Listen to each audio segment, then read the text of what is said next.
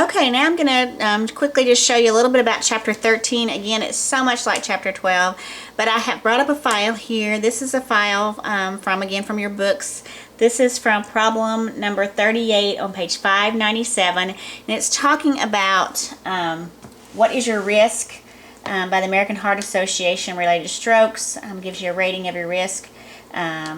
How probable it is based on your age, your blood pressure, and whether you're a smoker or not. Now the table gave us yeses and nos, but the problem tells us we just gave those a quantitative variable of if it was a no, we gave you a 0. If it was a yes, we gave you a 1. So I took this yeses and nos and turned it into a quantitative column there that didn't exist. Okay, so we're going to be predicting risk based upon age, blood pressure, and if you're a smoker or not. So just like the last problem, we're going to go in and go to data and data analysis and regression.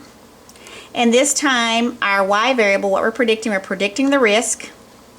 So I'm going to highlight all the risk, and we're going to be using, get rid of all these other ones here.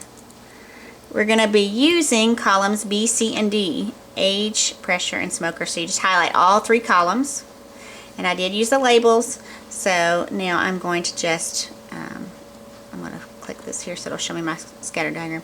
Click OK, and here is my output.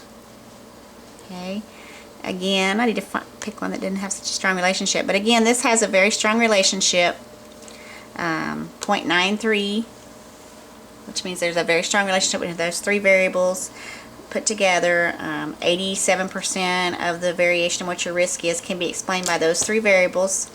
You can see this number is very low here. This is your significance level. Again, I'll change it to a regular number so you can see, if you're not used to those e to the negatives, whatever. You can see it's less than 0.05, so there is a significant relationship between these. Now, down here you can see we have a lot more information than we did before.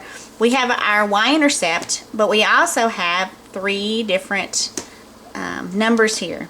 So if we wanted to make the formula of our line, it would be y equals, and then our y-intercept negative 91.7595 plus 1.077 times whatever the age is, x1, plus 0.25 x2, so whatever their blood pressure is, plus 8.74 times x3, which is either 0 for a not smoker or 1 for a smoker.